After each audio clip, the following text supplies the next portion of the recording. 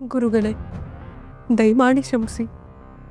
ಇಷ್ಟೆಲ್ಲ ತಿಳಿದಿರುವ ತ್ರಿಕಾಲ ಜ್ಞಾನಿಗಳು ತಾವು. ಅವರು ಮದುವೆಯಾಗದಂತೆ ತಡೆಯಬಹುದಿತ್ತಲ್ಲ ಗುರುಗಳೇ.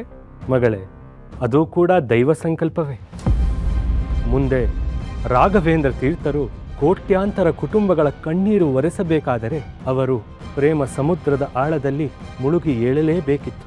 ಆ ಪ್ರೇಮ ಸಮುದ್ರವೇ ಸರಸ್ವತಿ ಎಂಬ ಸಾಧ್ವಿ. ಆಕೆಯ ಜನ್ಮವೂ ಕೂಡ ದೈವ ಸಂಕಲ್ಪವೇ. ಒಂದು ಪವಿತ್ರವಾದ ದೇವಸ್ಥಾನ ನಿರ್ಮಾಣವಾಗಬೇಕಾದರೆ ಅಲ್ಲಿ ನೂರಾರು ಶಿಲ್ಪಿಗಳ ಪರಿಶ್ರಮವಿರುತ್ತದೆ. ಹಾಗೆ ರಾಘವೇಂದ್ರ ತೀರ್ಥರೆಂಬ ದೇವಸ್ಥಾನದ ನಿರ್ಮಾಣದಲ್ಲಿ ತಿಮ್ಮಣ್ಣ ಭಟರು, ಗೋಪಿಕಾಂಬ, ಸರಸ್ವತಿ, ನೀವು, ನಾವು, ವಿಜಯೇಂದ್ರ ತೀರ್ಥ ಗುರುಗಳು ಎಲ್ಲರೂ ಶಿಲ್ಪಿಗಳೇ. ದೇವಸ್ಥಾನ ಪೂರ್ಣಗೊಂಡು ಭಕ್ತರಿಗೆ ತೆರೆದುಕೊಂಡ ಮೇಲೆ ಹೇಗೆ ಶಿಲ್ಪಿಗಳು ದೂರ ಸರಿಯುತ್ತಾರೋ, ಸಂಬಂಧಪಟ್ಟವರು ಅವರಿಂದ ದೂರ ಸರಿಯಲೇಬೇಕು.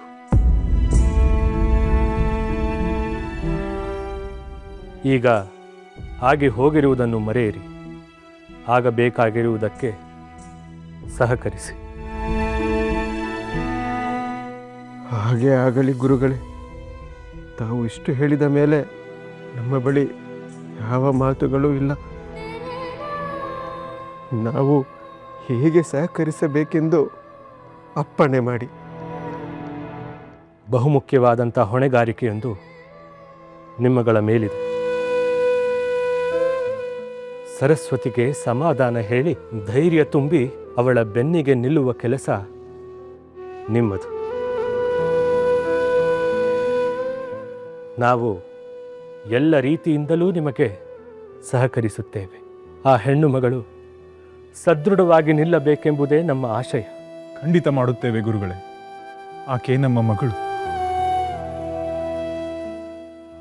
ಆಕೆ ನಿರಾಳವಾದಾಗಲೇ ರಾಘವೇಂದ್ರರ ತುರಿಯಾಶ್ರಮಕ್ಕೆ ನಿಜವಾದ ಅರ್ಥ ಬರುವುದು. ಅವರು ತಮ್ಮ ಕಾರ್ಯದಲ್ಲಿ ತೊಡಗಲು ಸಾಧ್ಯವಾಗುವುದು. ಗುರುಗಳೇ, ಸರಸ್ವತಿ ವಿಷಯದಲ್ಲಿ ನಮಗೆ ದುಃಖವಿರುವುದು ನಿಜ. ಆದರೆ ನನ್ನ ಸಹೋದರರು, ಕ್ಷಮಿಸಿ, ನನ್ನ ಪೂರ್ವಾಶ್ರಮದ ಸಹೋದರರು ಲೋಕ ಕಲ್ಯಾಣಕ್ಕಾಗಿ ಸರ್ವಸಂಗ ಪರಿತ್ಯಾಗಿಯಾಗಿರುವುದರ ಬಗ್ಗೆ ನಮಗೆ ಬಹಳ ಹೆಮ್ಮೆ ಇದೆ.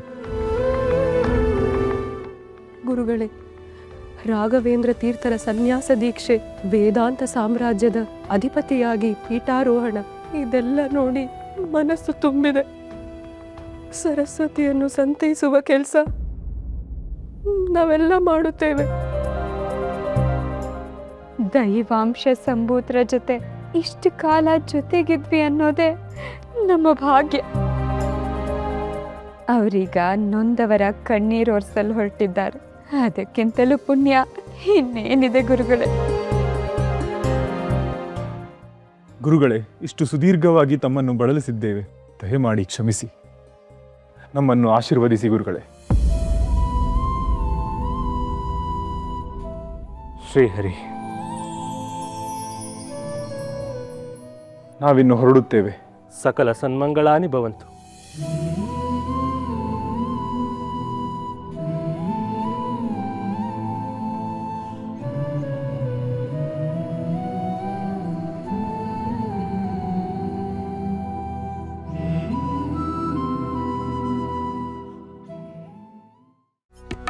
ಹೆಸರಿಗಷ್ಟೇ ಭೋಗೇಂದ್ರ.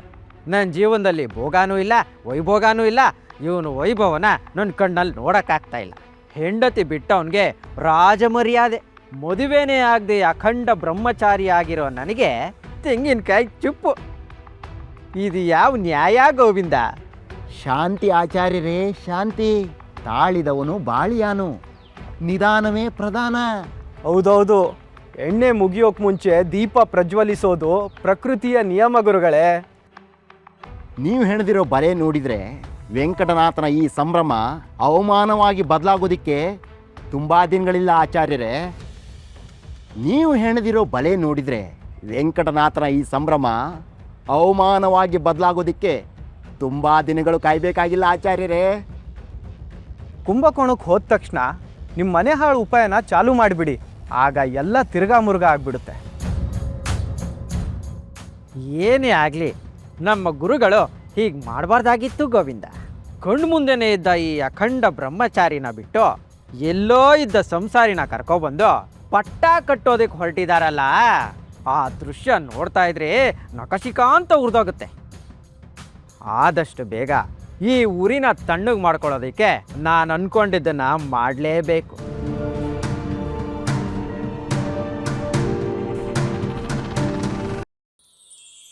ನಮ್ಮ ಪ್ರಿಯ ಶಿಷ್ಯರಾದ ಶ್ರೀ ರಾಘವೇಂದ್ರ ತೀರ್ಥರು ವೇದಾಂತ ವಿದ್ಯಾ ಸಾಮ್ರಾಜ್ಯದ ನೂತನ ಯತಿಗಳಾಗಿ ಪೀಠಾಲಂಕರಿಸಿದ್ದಾರೆ.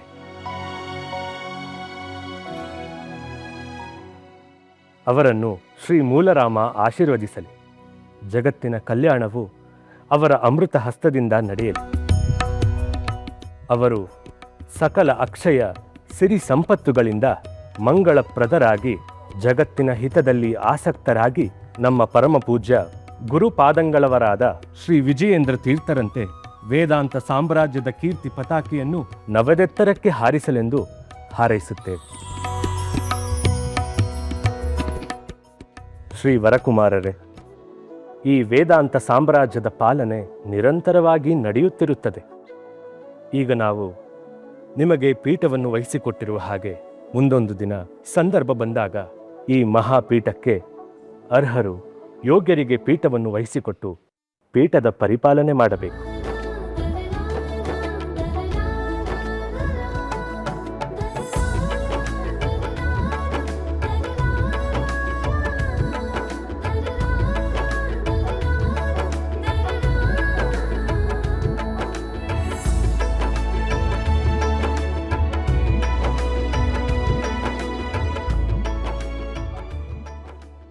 ರಘುನಾಥ ಭೂಪಾಲರೇ, ನಮ್ಮ ಯತಿವರೇಣ್ಯರ ಪಟ್ಟಾಭಿಷೇಕದ ಕಾರ್ಯಕ್ರಮವನ್ನು ನಭೂತೋ ನ ಭವಿಷ್ಯತಿ ಎಂಬಂತೆ ನಡೆಸಿಕೊಟ್ಟೆ.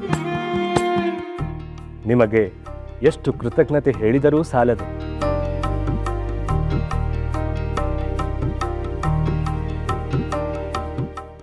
ಇದು ನಮಗೆ ಒದಗಿ ಬಂದ ಸೌಭಾಗ್ಯ ಗುರುದೇವ. ನೂತನ ಯತಿವರ್ಯರನ್ನು ಕಣ್ತುಂಬಿಕೊಳ್ಳುವ ಅದೃಷ್ಟ ನಮಗೆ ದಯಪಾಲಿಸಿದ್ದು ನಿಮ್ಮ ದೊಡ್ಡತನ ಗುರುಗಳೇ. ಇದೇ ಸಂದರ್ಭದಲ್ಲಿ ನಮ್ಮದೊಂದು ಕೋರಿಕೆ ಇದೆ. ಹೇಳಿ ಭೂಪಾಲರೇ, ಸಂಕೋಚವೇಕೆ? ಯುದ್ಧದ ಆತಂಕ, ಪ್ರಕೃತಿಯ ವಿಕೋಪ, ಜನರ ಅಂತಃಕಲಹ, ಆಕ್ರಂದನ, ಅರಮನೆಯ ಸಂಚು ಒಳಸಂಚುಗಳಿಂದ ನಮಗೆ ನೆಮ್ಮದಿಯೇ ಇಲ್ಲದಂತಾಗಿದೆ. ಆಧ್ಯಾತ್ಮದ ಒಲವು ಅತಿಯಾಗಿ ಕಾಡುತ್ತಿದೆ. ದಯಮಾಡಿ ನಮಗೆ ದೀಕ್ಷೆ ನೀಡಿ ತಮ್ಮ ಶಿಷ್ಯರಾಗಿ ಮಾಡಿಕೊಂಡರೆ ಆಡಳಿತವನ್ನು ಅನ್ಯರಿಗೆ ಒಪ್ಪಿಸಿ ಉಳಿದ ದಿನಗಳನ್ನು ಪ್ರಶಾಂತವಾಗಿ ಕಳೆಯಬೇಕು ಎಂದುಕೊಂಡಿದ್ದೇವೆ.